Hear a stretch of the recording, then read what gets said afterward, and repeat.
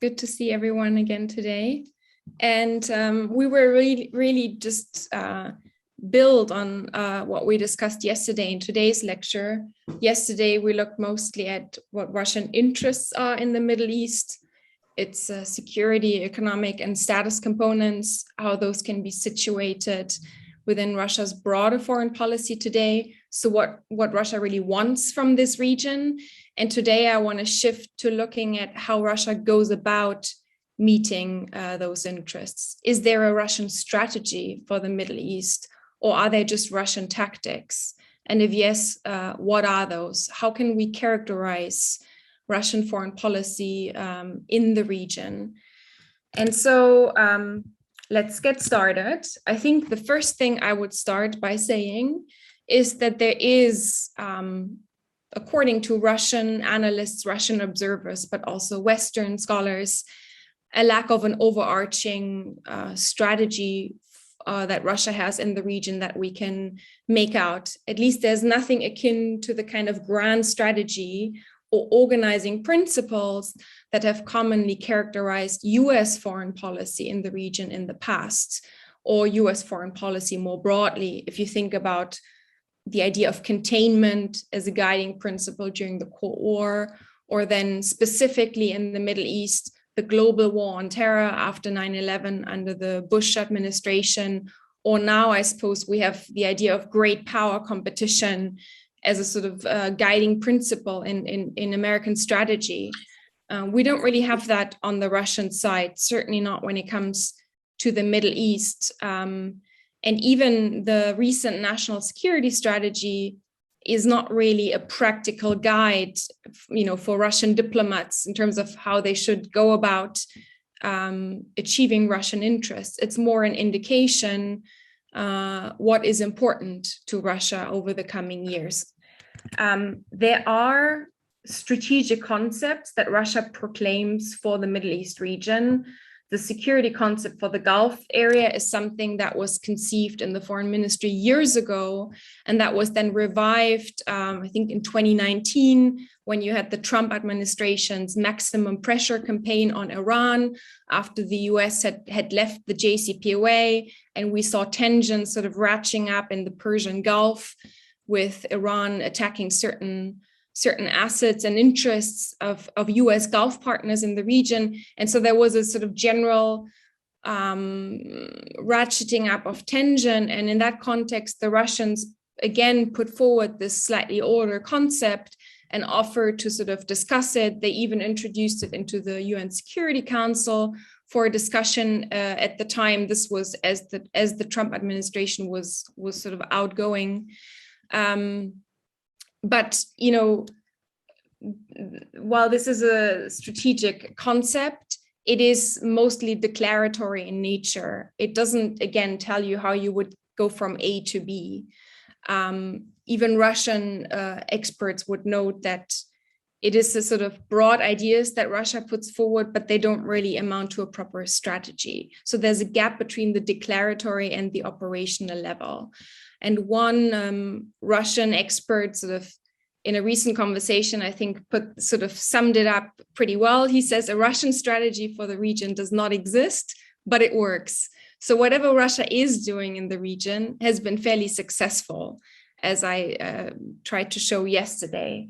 And so indeed, there are certain, I'd say, defining characteristics in terms of what Russia does in the region that we can discern. I listed them here on this slide as Russian tactics, and I quickly want to go through them in turn to sort of explain what I mean by them. The first is flexible alliances or flexible partnerships and equidistance. I think Russian diplomacy in the Middle East in recent years has been guided by this paradigm that you really need case-by-case diplomacy, working with relevant partners on the ground to solve specific issues. And you don't need to be friends in order to work together. What matters is that who you're working with has actual leverage on the ground.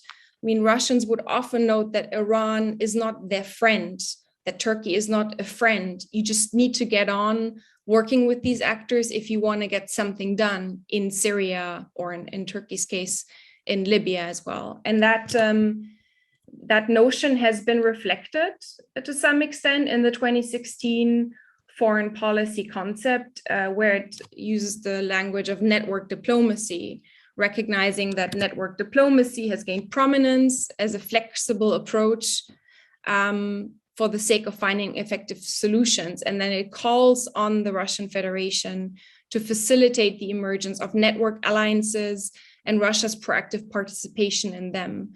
I recently had an interesting conversation with a US scholar who sort of pushed back on me using the term alliance. He basically said, Russia doesn't have any alliances in the way that the United States sustains alliances in the region, the kind of close relationship that the US has with its Gulf partners or with Israel, for instance.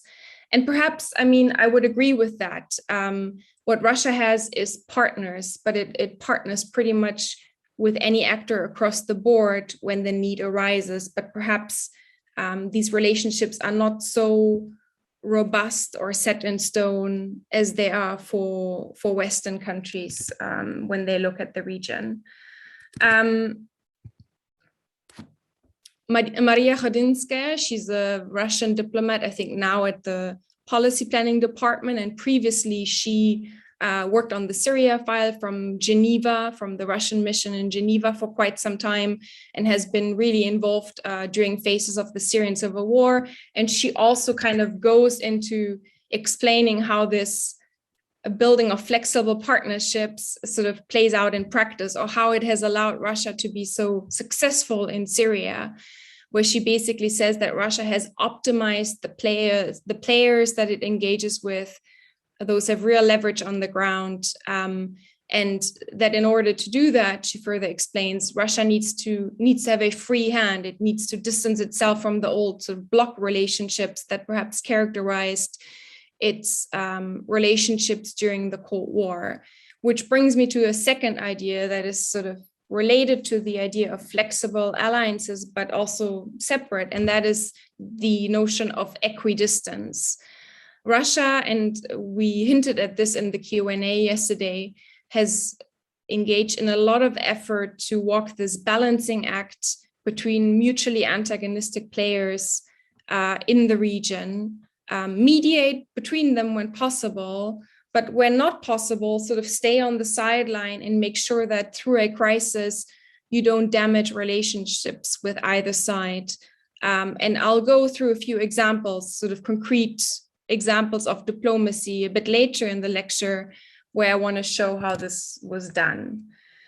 Coming to the second sort of tactic or feature, I think I already indicated yesterday that the intervention in Syria in 2015 and Russia being militarily engaged in that conflict can be characterized as sort of high-level security provision in the region, and that's quite distinct. It's unlikely that we would see another Russian intervention in a Middle Eastern country with that level of commitment or of that kind anytime soon. But what Russia has increasingly engaged in is what you could call low-level security provision. Russian military advisors are present in a number of states. Those are sent from the Russian Ministry of Defense and officially acknowledged. We also know that private military companies are present in a range of countries in the region. They were quite active in Syria at some stage during the war. They are in Libya, they are in Sudan, in the Central African Republic. I want to quickly play this video for you. This is of late last year, when the news reported that Russia had dispatched more military advisors to the Central African Republic in the context of the elections there. So I'm going to try and play it, and I hope it's going to work. You can tell me if it doesn't. Россия направила военных в ЦАР. В страну переброшены несколько сотен военнослужащих регулярных войск, а также тяжелое вооружение, цитирует представителя правительства Центральной Африканской Республики агентство АФП. Уточняется, что решение было принято на основе двустороннего соглашения о военной помощи. Официального подтверждения Москва пока не давала. Пресс-секретарь президента Дмитрий Песков во вторник заявил, что Кремль обеспокоен ситуацией в этой стране. Как отмечают французские СМИ, там уже работают российские военные инструкторы, занимаются подготовкой местных солдат. На прошлой неделе 3 вооруженные группировки повстанцев ЦАР объединились в антиправительственную коалицию патриотов за перемены и взяли под контроль несколько населенных пунктов близ столицы Банги. Их цель – помешать переизбранию действующего президента. Фастен Арканш Туандера баллотируется на второй срок на выборах 27 декабря. Ранее Россия, Франция, США и ЕС призвали повстанцев во главе с экс-президентом ЦАР Франсуа Бозизе сложить оружие. All right, so this is one instance of Russia, and I guess it's a practice that you've seen more frequently in recent years, deploying military advisors or also trainers to train security personnel at the local level to certain countries. We're seeing this increasingly in Africa, as I said, in the Central African Republic, but also Sudan. And of course, this is a different way of sort of expanding military defense cooperation, but also building a certain level of influence in the country that is at a much lower level than at the scale of the Syria operation. It is just a couple of hundred advisors. It's less costly to the Russian state. But certainly it affords Russia an opportunity to build influence incrementally, because now what you're seeing in Sudan, for instance, is ongoing talk about Russia perhaps opening an additional naval base there, though that's been a sort of evolving file over time because there was a decision taken in essence late last year, but then the new Sudanese government in the spring appeared to somewhat walk back from that agreement. But the latest news is that both the Sudanese parliament and the Duma are in the process of ratifying an agreement to that extent, and Russia might well have a sort of more permanent military assets in that country. Of course, if you deploy private military companies, I mean, in Libya, Wagner presence is not officially acknowledged by the Russian state. That also affords Russia increased flexibility and, of course, plausible deniability. So this is sort of another feature that we're seeing more frequently that enables Russia to meet its security interests, but also there's, of course, an economic aspect to this. It also helps Russia protect certain Russian economic interests on the ground in these countries. The next category, I sort of chose to call having staying power amid what are less than ideal outcomes. This is perhaps not so much a tactic as a certain mindset that Russia has, for instance, in Syria. I think I indicated yesterday that a lot of Russian observers, analysts, scholars hold that Russia can really sustain the current status quo in Syria indefinitely. And this really runs counter to what many Western officials and scholars believe, which is something that has also driven the maximum pressure campaign against Syria that was started under the Trump administration, which is that if you only squeeze Syria hard enough economically, the Caesar Act, putting sanctions, isolating the Assad government, withholding international recognition and normalization, then over time, incrementally, you will build pressure, and that will become so bad that even Russia, as an ally of the Syrian government, will eventually see itself forced to make certain concessions, to push the Syrian government to making political concessions. And basically, the idea here would be to say that this calculation might not necessarily be correct, because perhaps Russia applies a sort of different objective, or a more realistic objective when it looks at the situation in Syria today. You would commonly hear from Russian interlocutors that, of course, they recognize that not all is ideal in the country. They recognize the economic difficulties that are faced by Syria. They are also quite aware and realistic about sort of pockets of unrest that remain. But the overall notion is that this can be good enough. Like, this is something that certainly the Russian Ministry of Defense can live with. And if a certain level of effort needs to be maintained in order to keep things as they are, then so be it. And I think this general mindset is often misunderstood by people who watch, certainly from the West, who watch Russian foreign policy in the Middle East more broadly. I'm not someone who works a lot on post-Soviet countries. I'm no expert on the post-Soviet space. I know a lot of you work on that a lot more. But I guess you could make the argument that Russia also has a certain experience living with a level of, with either low level or frozen conflicts on its periphery that we from a Western mindset wouldn't characterize as solved conflicts, where conflict resolution has not sort of fully succeeded, but that is something that Russia can tolerate as a status quo. And the final point I want to come to is Russian attempts at projecting soft power in the region. That is also something that we're increasingly seeing building on the Syrian operation. You're familiar with Rosatrudnichestvo, the federal agency. It's a federal agency for the CIS, compatriots living abroad, and international humanitarian cooperation. I think that's its official name. And as the name of the agency implies, its priorities, I think, were initially the former republics of the Soviet Union.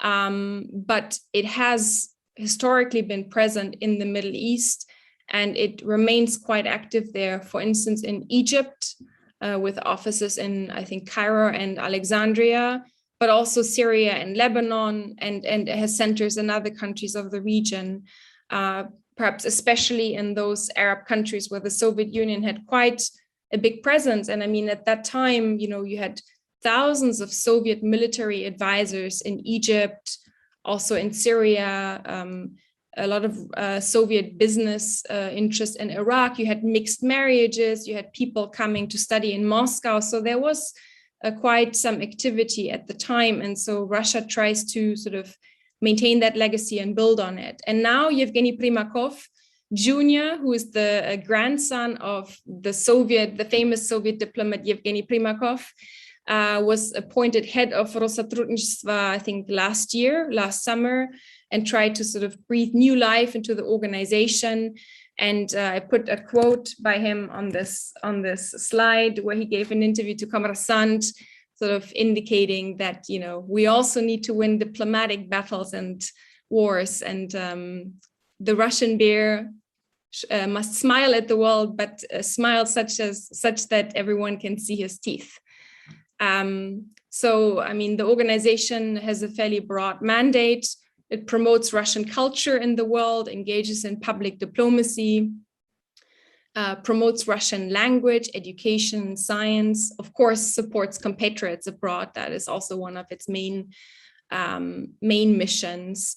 But you really sort of see this playing out in a country like Syria, where if you follow sort of Russian activity in Syria over the years, in 2015, most of the coverage, including in Russian media, would be about combat operations, about Russia fighting terrorism, supporting the Syrian government. And then over time, the narrative really shifted to humanitarian assistance, but also Russian language being taught at schools in Syria, at Syrian universities. I actually know the guy who is now heading the Rosatrudnichestvo office in Damascus. He's a sort of former colleague he's from the Oriental Institute of the Russian Academy of Sciences in Moscow originally, so a scholar who's looked at the Middle East for a long time, speaks good Arabic, and now he lives in Damascus and tries to promote those kinds of efforts. And I think that office was sort of reopened only 1 or 2 years ago when it was considered safe enough to go back to Damascus. Now, of course, there's a whole lot of other dimensions to this attempt to project soft power. There's Russian media in the region. I mean, RT Arabic or Sputnik Arabic are now, I think, a lot more popular and a lot more widely watched or read than perhaps they were a few years ago. Though I would say that also there's a variance in terms of where Russian media resonates in the region. It doesn't resonate uniformly. For instance, in the Gulf, I don't think that many people watch RT. Then there's, of course, Russian experts. The Oriental Institute that I mentioned, they're quite active also in sort of track 2 and track 1.5 diplomacy, supporting that from Moscow. And then religion plays into that as well, to some extent. We discussed this a little bit yesterday when there was a question about Russian-Israeli ties. But one example I want to give you is the deployment of Russian military police to Syria, and the way that was done quite deliberately. So a few years ago, after we moved to a certain stage in the Syrian civil war, where major combat operations had ended in parts of the country and so-called de-escalation zones were instituted and a ceasefire was put in place. And I'll come to this a bit later in the lecture.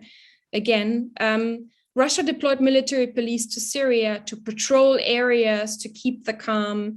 And they almost exclusively recruited those people from North Caucasus, from among Russian Muslim populations, because there was a calculation that if we send these people there to engage with the locals, this will resonate less of a pushback among local Syrian population, mostly Sunni population in this case,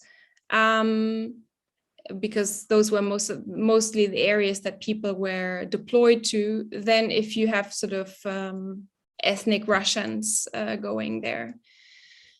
Perhaps the last thing I'll say about sort of how is Russian foreign policy being made, how are Russian interests being pursued, is perhaps to say something about the Russian foreign policy making process on the MENA region. A model or an analogy that is often invoked here is that of a sort of spokes and hub model, or that of a network where you have the Kremlin or the president at the center, and then certain actors with their own agendas, their own access points in the Kremlin, different degrees of influence, trying to push their agenda. But of course, that spokes and hub model is not completely even. It is somewhat hierarchical in nature. Where basically, as I put on the slide, the president is the supreme arbiter, but that arbitration is more authoritarian than in other countries, for instance, in the United States. Now, who are these actors? You know, they range from foreign ministry diplomats, and actually the foreign ministry has special envoys for different Middle Eastern files, to the MOD, intelligence services, other ministries like the Ministry of Energy when it comes to the OPEC plus format, big businesses, I mean, Razabaron Export, Rosatom we mentioned yesterday, Rosneft, of course, Lukoil, Gazprom. These are all players who have major interest in certain Middle Eastern countries.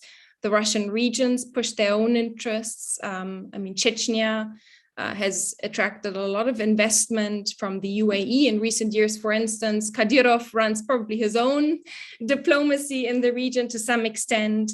And so Mariana Belenkaya, who is Kommersant's Middle East correspondent and someone who's watched and analyzed and I think understood the region for quite a long time, she wrote this piece that I also included in the reading list on the foreign policy making process, the Russian foreign policy making process in the Middle East.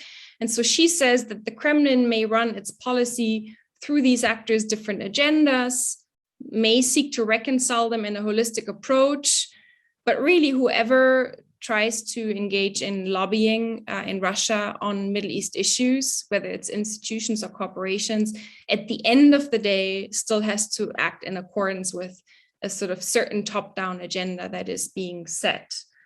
And that's why I would say that also sometimes this notion that there's interagency competition, you've heard this a lot when Western analysts looked at Russia-Syria policy a few years ago, kind of seeing this big competition between the Russian foreign ministry and the Russian defense ministry allegedly playing out, that Russian analysts would say, let's not exaggerate this, let's not overplay this. Yes, there might be pursuing slightly different approaches. But at the end of the day, the strategic guidance in terms of what we want from Syria is given from the top, and it's clear. And maybe within that, actors will try out to push their own agendas. Now, one interesting thing to note here is that it also appears that perhaps the less relevant a file is to the top Russian leadership, the more there will be leeway or room for different actors to push their own agendas. And you can see this playing out in Libya, where, yes, the Russians have a certain military presence, covert, unofficial presence.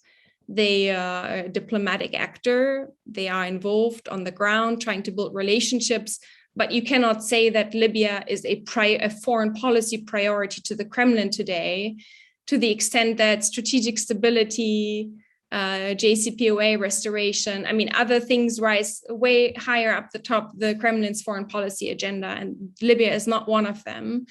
And so therefore, actors have more room to sort of act on the ground and try to do things. And so one Russian scholar who looks at Libya quite closely, he called Libya or the rest of Africa a free hunting zone for Russian actors. У нас много собачек, они идут по следам, кто-то принесет утку, кто-то принесет зайца, и тот, кто накормит хозяина, получит за это хорошую косточку и место у огня. So a quite sort of pragmatic, gain-driven approach that he sort of postulates to certain Russian actors, business actors, private contractors who are sort of doing things on the ground in Libya.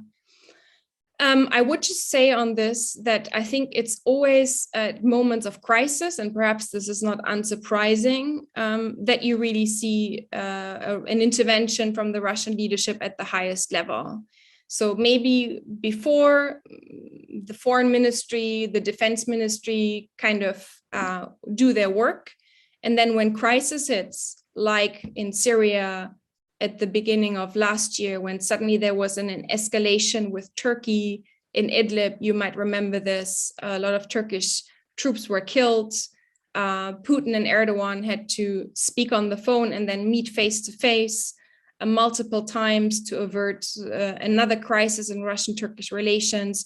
Or to give you another example, when you had this fight in the OPEC plus format, again at the beginning of last year, which then required engagement between Putin and Mohammed bin Salman at the highest level, that you see sort of the high level attention. But the sort of day-to-day of Syria, of Libya, of perhaps right now JCPOA talks, of course, doesn't rise to that level.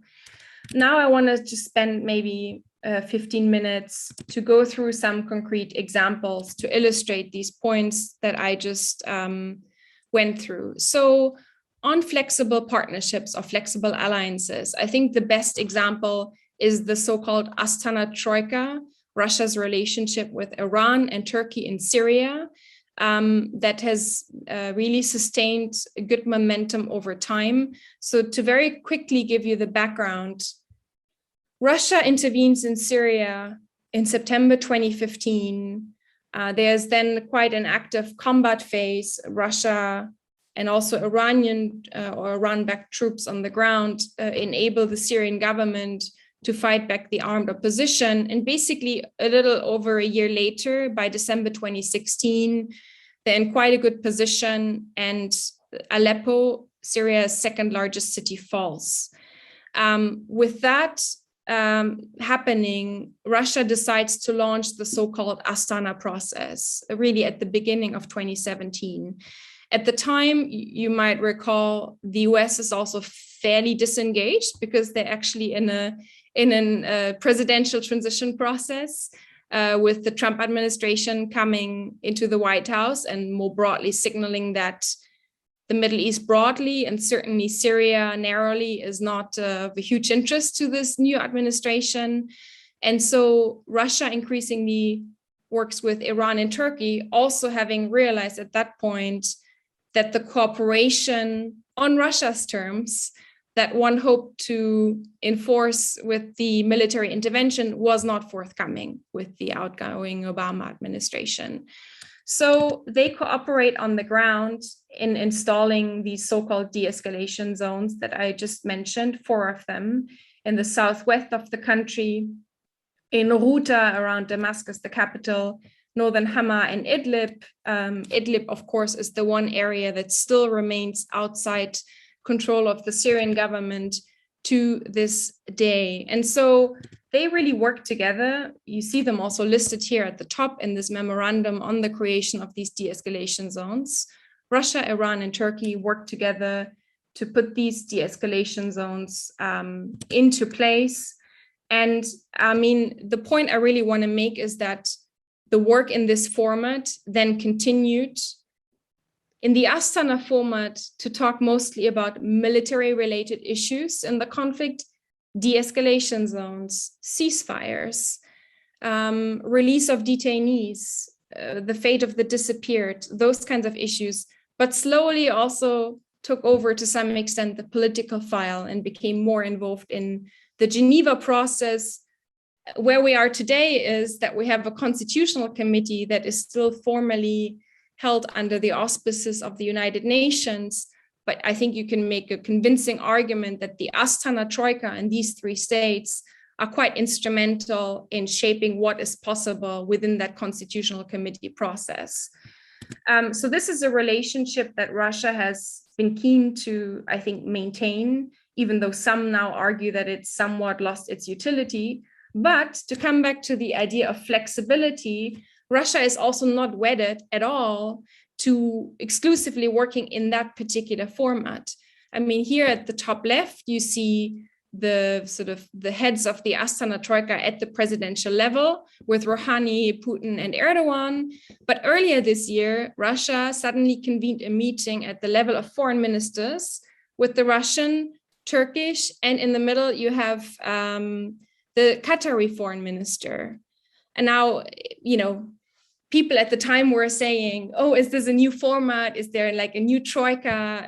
Is Russia sort of shifting gears? What does it mean about Russian-Iranian relations? I think, you know, this is sort of not what's going on. This was so far a one-off meeting, but it just goes to show that when Russia considers it in its interest and timely, it will also work with different alliances and in different partnerships. And the reason why Russia has been quite keen to get some of the Gulf states more involved in the conversation about Syria is that Russia is more broadly keen to push this agenda of normalizing the Syrian government with the international community. And here, of course, Syria normalizing relations with the League of Arab States would be an important step. Also attracting certain reconstruction support from Gulf Arab states would be a major step.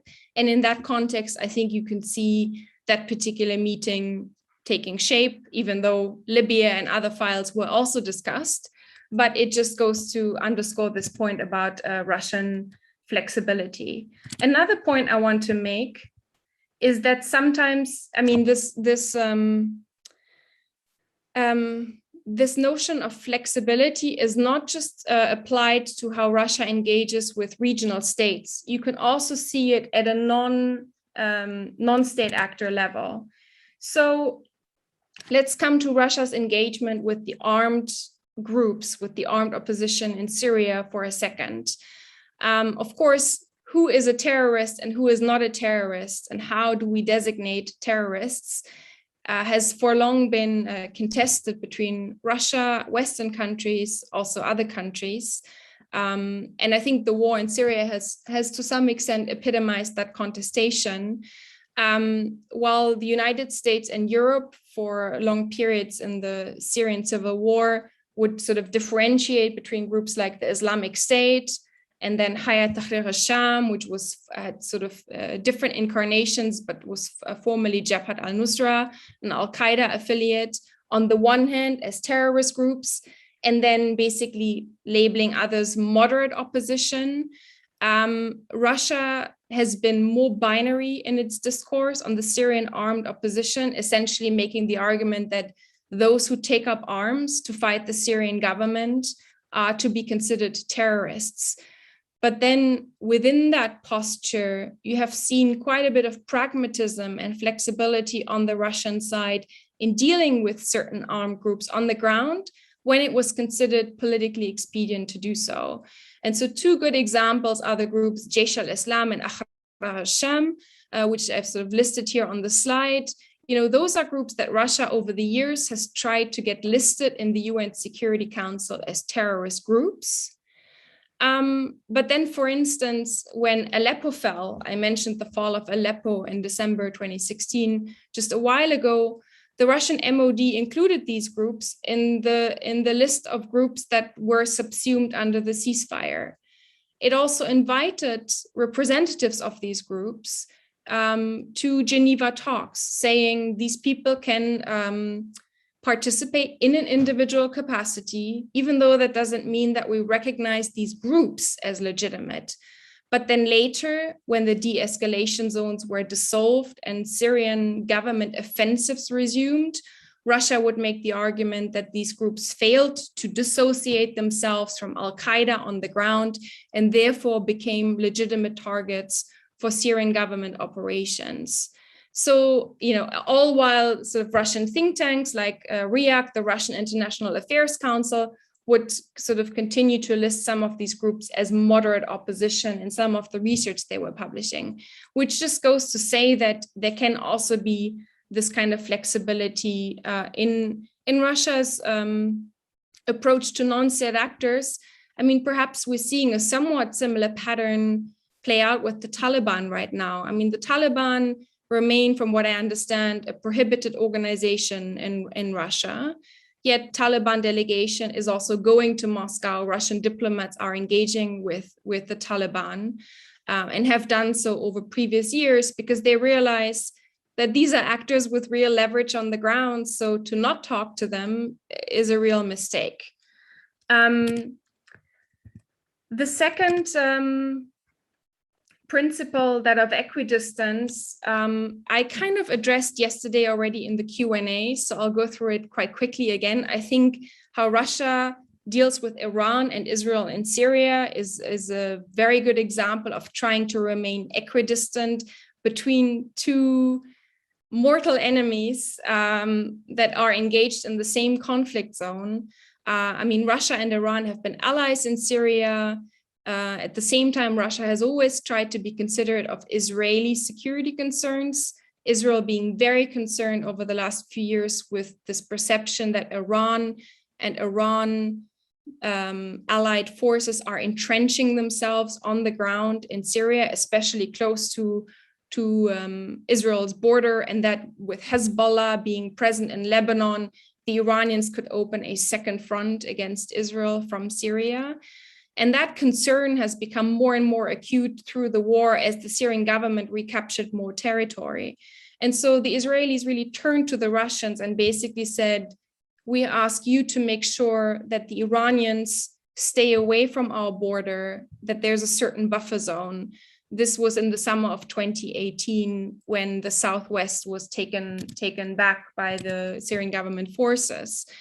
But really, the result has always dissatisfied the Israelis. As I mentioned yesterday, they have continued to strike routinely at Iranian targets in Syria. Now, this is a slide from July 2019, because I couldn't find a good visual representation of the sort of the strikes that happened to date, but there's sort of on a weekly basis, essentially, reports of Israeli strikes in Syria. All of this has put the Russians into a somewhat awkward position because on the one hand, they have this argument that they routinely level against the Americans, that no one should violate Syrian territorial integrity and sovereignty. But of course, when it comes to Israeli strikes, the Russians have been quite cautious in their criticism, and they have only occasionally condemned Israeli strikes, which, by the way, are often also not acknowledged.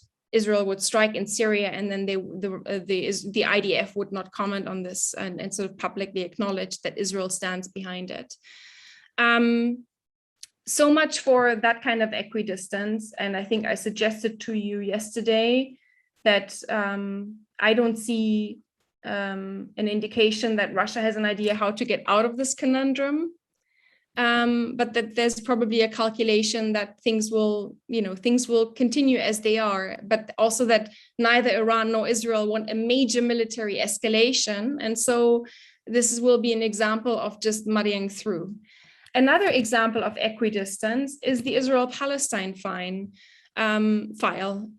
Here, Russia has also tried, especially with sort of improving Russian-Israeli relations under Putin, to appear quite even-handed on the Israeli-Palestinian issue. Russia has been historically part of the Middle East Quartet, a forum actually that I think Russian diplomats associate quite a positive legacy of cooperation with the United States and the EU with. So in recent years, they have also called for a revival of the Middle East Quartet. Russia has maintained relations with Hamas. Hamas, of course, being considered a terrorist organization by many other countries. At the same time, Russia would, though, criticize certain Israeli actions against Palestinians, like Israeli settlement building or demolitions of Palestinian houses. You would find statements on the Russian Foreign Ministry page criticizing those. But the latest round of tensions, the latest war in Gaza just in May, 2-3 months ago, you could again see this attempt at being quite cautious and remaining equidistant from both sides. Russian diplomats were quite active. Lavrov spoke with the Jordanians, with the Egyptians. They were calling for a meeting of the quartet. They were issuing statements, but there was a sort of caution not to sort of unduly criticize one side too much over another. Instead, they would call for a return to the idea of a two-state solution, and really trying to appear neutral. Having said that, the Russians also tried to carve out their own niche on the Israel-Palestine file, which is, in the Middle East, sort of considered a file where really the Americans have most of the leverage, because given the US-Israeli relationship, the common understanding is that unless there's some American pressure put on an Israeli government, that file will simply not really move. And Russia doesn't have that kind of leverage over Israel. But given that Russia has always prided itself on its diverse relations with the Palestinians, it has tried to find a niche for itself in recent years, sort of zoning in on the issue of intra-Palestinian unity, because Palestinians are quite divided among each other with Fatah and Hamas, but other factions as well. And here you see a picture from early 2019 where colleagues at the Oriental Institute in Moscow, you have Vitaly Naumkin in the middle in the red shirt, hosting intra-Palestinian talks in Moscow. And so you see sort of activity to that extent. Russia has also, frequently offered to be a sort of neutral platform that can host direct Israeli-Palestinian talks in Moscow if there's a wish. But of course, that offer has not been taken up upon by the Israelis. I had another example of sort of equidistance on the Libya file, but maybe I will, for the sake of time, not go through that right now, but we can discuss it more in the Q&A if there's interest, because I've spoken for 45 minutes already. But I want to make sort of a few final remarks on these Russian tactics or sort of these characteristics of Russian foreign policy as they play out in the Middle East. I think to sort of sum it up, Russia tries to constantly engage in balancing acts between different actors in the region, and not to give the appearance that it maintains rigid or robust alliances with any bloc or any player in the region, but instead to pursue flexible relationships. Russia also doesn't support the notion that there should be a hegemon in the Middle East region, that one sort of player should be the hegemon in the Gulf or more broadly. And of course, that pursuit of balancing acts also enables Russia's relatively modest, but not unimportant pursuit of economic benefits of a wide variety with all sorts of players in the region that we discussed yesterday. And often Russia poses as a sort of, or offers itself as an arbiter between different sides, without though claiming that Russia in and of itself or by itself can shape a comprehensive resolution to these different conflicts all by itself. I think Russian diplomats are actually quite realistic in the way that they look at the region and the various conflicts in the region. And I think one last thing to say about all this is that the reason why Russia has been trying to step into this position and offer itself in that way to a lot of countries in the region has, of course, also been sustained to some extent by perceptions of a Western, or in particular US, disengagement from the region in recent years, and sort of a perceived need to hedge one's bets and also be on good terms with Russia, but that one shouldn't overestimate the extent to which regional countries are looking at Russia either, because they are all bargaining, trying to use the relationship with Russia, often still to this day, as a bargaining chip vis-a-vis the US. And so this is, I think, during the election campaign in Israel 2 years ago, where you would see this poster on one side of a building, but then if you walk around the building, you see, you know, they're not just putting this up with Putin, but also with Modi and Trump, which I think underscores the way that a lot of regional players look at their relations with different global powers. Of course, you know, nowadays we have to say not just with the United States and Russia, but also increasingly China, which is entering the scene in the Middle East as well. So maybe I'll stop here and then we can have a discussion.